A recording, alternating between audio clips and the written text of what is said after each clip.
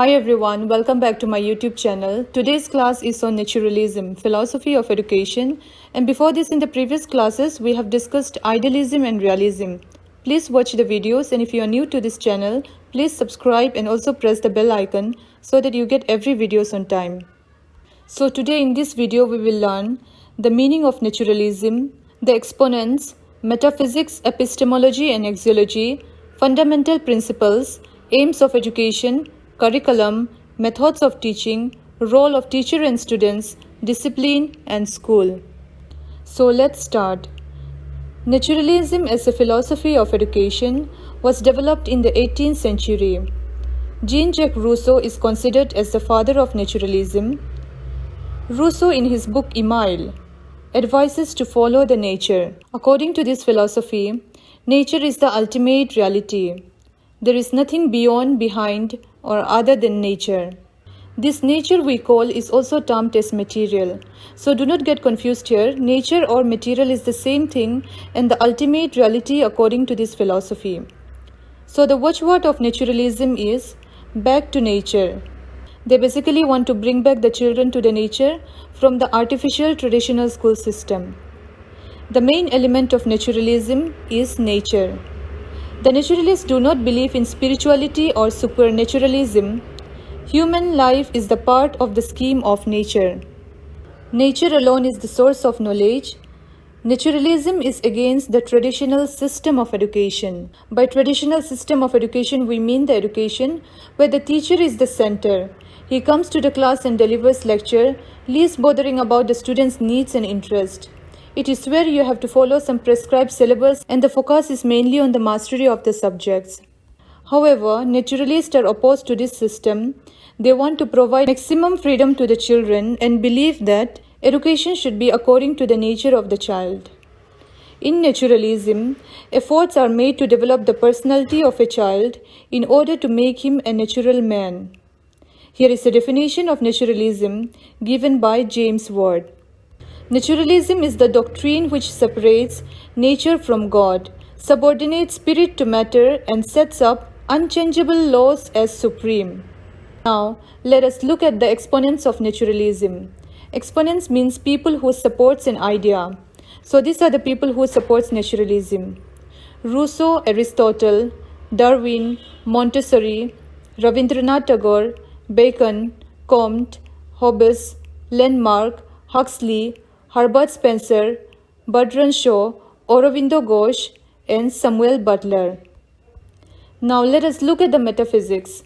Metaphysics in philosophy means reality, and reality according to this philosophy is only nature or matter. It denies in the existence of anything beyond nature. It don't believe in spirituality. Natural laws are sufficient to explain reality. Next, epistemology. Epistemology means knowledge. This philosophy highlighted the value of scientific knowledge. It also laid stress on sensory training as senses are the gateway of knowledge. They believe that knowledge is gained through observation. They do not believe in intuitional knowledge. Naturalists do not have any faith in intuition, prayer, divine inspiration, and power of soul, etc. because they think that all these are illusion and just mislead the mind. To the naturalist, anything which cannot be comprehended through senses does not really exist. Unlike idealists, if you remember, who thinks that knowledge is spiritual. To naturalist, it is experimental. Next is axiology. Axiology means value, and value according to this philosophy arise from human being interaction with the environment. There is no absolute good or evil in the world. Values of the life are created by human needs. They do not believe in spiritual values, believes in the goodness of man as he is born. Now let's move on to the fundamental principles of naturalism. According to this philosophy, nature is everything. This philosophy is a monistic concept. By monistic it means single. So basically this philosophy holds a single belief that only nature is reality. Nature alone is the source of knowledge. Only material world, that is the nature, is true, and there is no spiritual world. Nature is the ultimate reality. So the child should be encouraged to learn with the nature. It gives full freedom to the child so that they can learn whatever they want. They believe in child-centered education. By child-centered education, we mean the education which is according to the needs, interests, and capabilities of the child. And in this type of education, there is no curriculum or prescribed syllabus imposed on the child. The child is free to select or develop his or her own. They encourage negative education. This is very important. You can get in objective type questions like which philosopher gave the concept of negative education?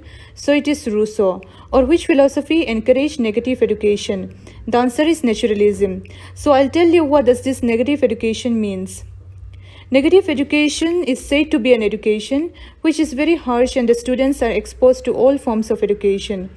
So this negative education basically means that we should not tell the child what to do and what not to. He should rather explore and experience by himself and learn from that experience.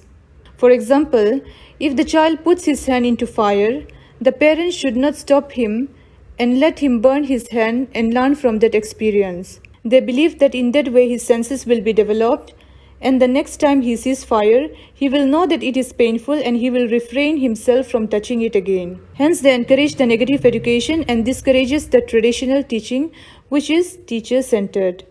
According to this philosophy, man is the superior-most animal and is supreme creative of the nature.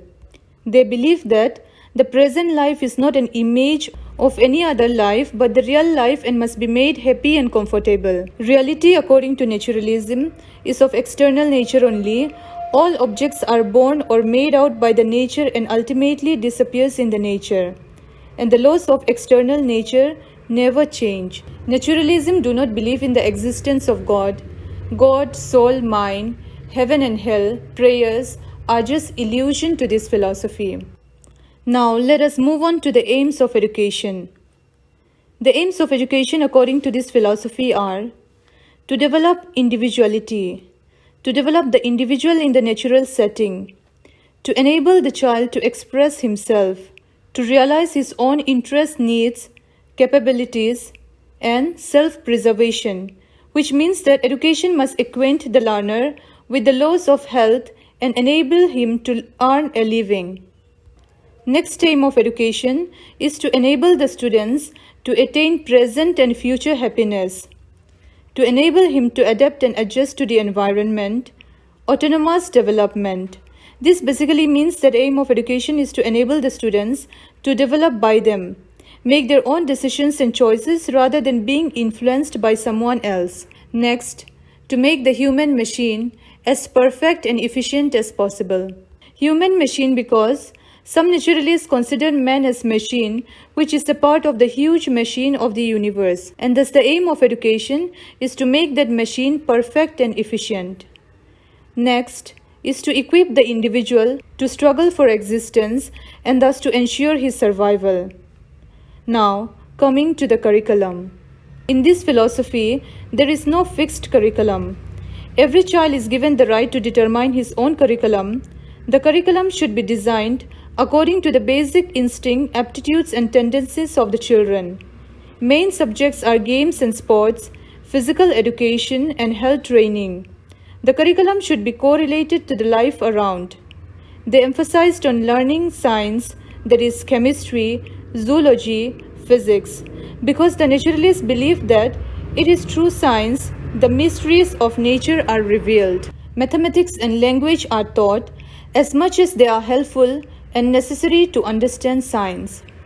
History should also be included in the curriculum because it is believed that helpful experience of the past need to be transmitted to the children in order to enrich their present and give direction to the future growth.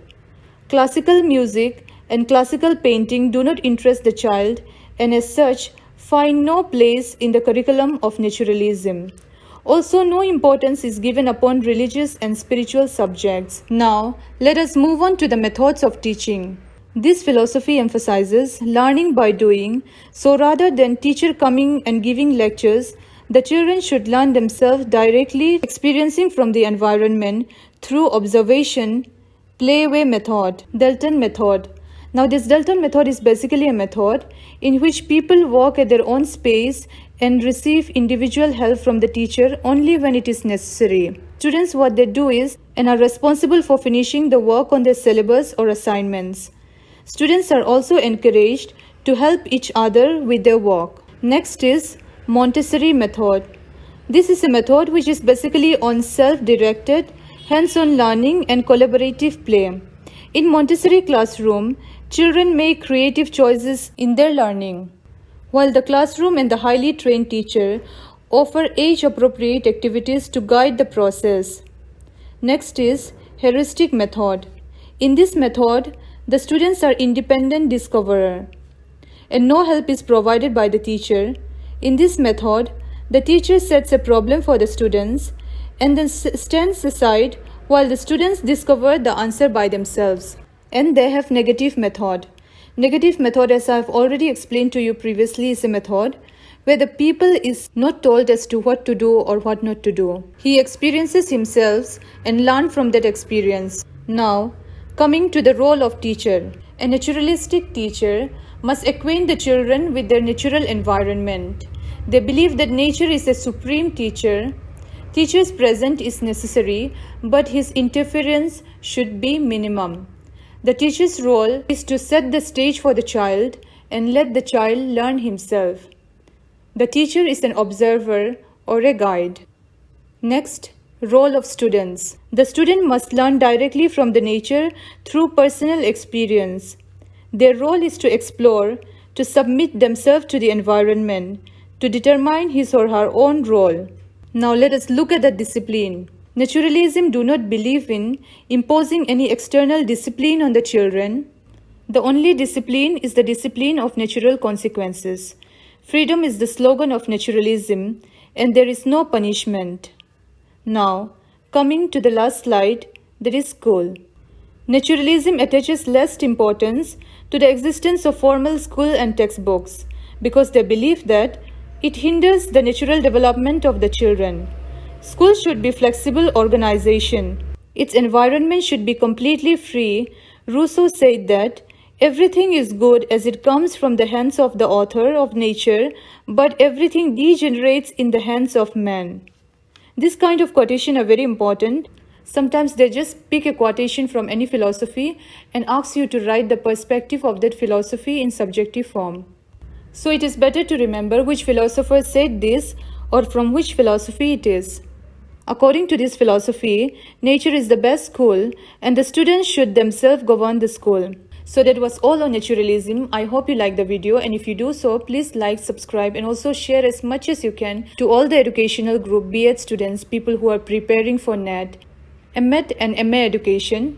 With this I end the video. Thank you for watching.